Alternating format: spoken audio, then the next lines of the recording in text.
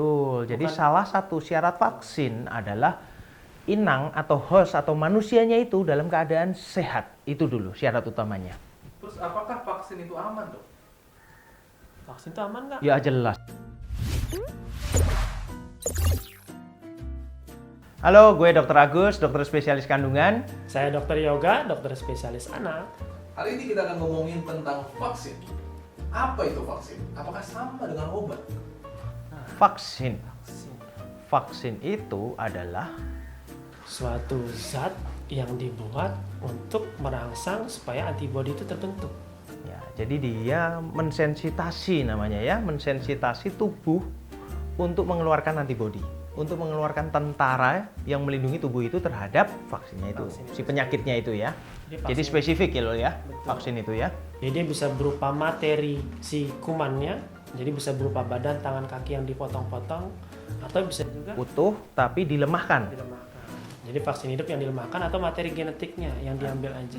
Atau juga ada rekombinan genetika. Genetika. Jadi seolah-olah seperti materi yang sama dengan si kuman itu tapi diambil. Jadi diambil dan diberikan, tapi dia sama, tapi bukan dari kuman itu.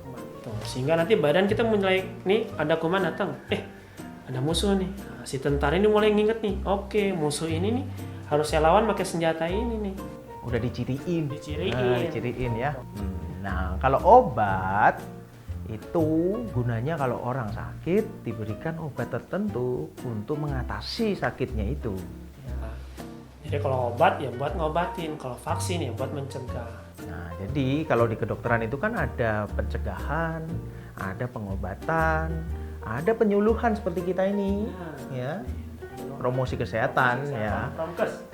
Oke, berarti vaksin untuk mencegah, obat untuk mengobati. Tapi kalau lagi sakit dikasih vaksin, itu jadi sembuh nggak, Dok? Ya enggak Ya lah. enggak. Nah, tadi kan vaksin itu dikasih harus dalam kondisi sehat. Betul. Jadi salah satu syarat vaksin adalah inang atau host atau manusianya itu dalam keadaan sehat. Itu dulu syarat utamanya. Ya, jadi vaksin itu ya nggak bisa kita kasih pas lagi sakit. Karena kalau lagi sakit, daya tahan tubuh drop. Otomatis saat si kumannya atau si vaksin tadi masuk, ya dia nggak Malah bisa. makin parah ya. Malah makin parah. Dan dia nggak bisa mengenal dan nggak bisa membuat senjata supaya buat si Belum siap, jadi belum Siap buat senjatanya, telat jadinya ya. Terus apakah vaksin itu aman, Dok? Vaksin itu aman nggak? Ya jelas aman dong. Kan jadi industri atau industri obat atau farmasi itu membuat suatu vaksin tentunya melalui berbagai macam penelitian. Nggak sesimpel itu gitu Dan ada ya. tahapan-tahapannya. Betul. Ada uji klinis 1, 2, 3 sehingga nanti kesimpulan vaksin ini aman loh dipakai untuk usia segini-segini, untuk usia segini-segini gitu. Oke. Terus apakah orang yang sudah vaksin jadi kebal, Dok? Ya, diharapkan seperti itu. Tapi kembali lagi, vaksin ini hanya diciptakan untuk menciptakan tubuh yang menciptakan kekebalannya itu sendiri. Jadi dia membentengi, tapi tidak menjamin 100% bahwa dia tidak bakal terinfeksi. Ya, jadi tergantung dari si kumannya. Kan kuman kan tadi ada materi genetik, ada DNA, ada RNA. Nah, kita buat vaksin, ya dia akan membentuk lawan terhadap materi genetik yang masuk tadi atau si kuman yang masuk tadi. Nah, kalau si kuman ini berubah, ya berarti dia nggak kebal 100%. Kalau dia kumannya tetap sama, ya berarti dia kebal 100%.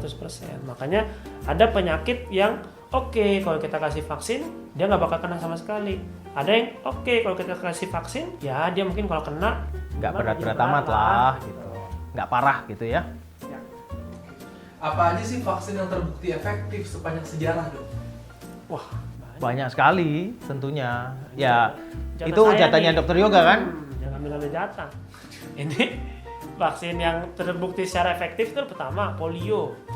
Jadi sekarang udah kita lagi target dunia bebas polio. Jadi polio itu ternyata setelah kita kasih vaksin polio ya keadaan angka kejadian polio jadi nggak ada sama sekali.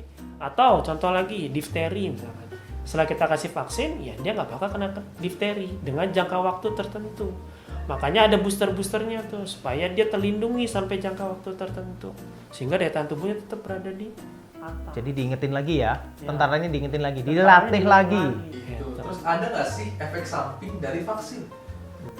Efek samping pasti selalu ada ya. Ya. Jadi efek samping bakal bisa muncul setiap individu memiliki respon yang berbeda-beda tentunya.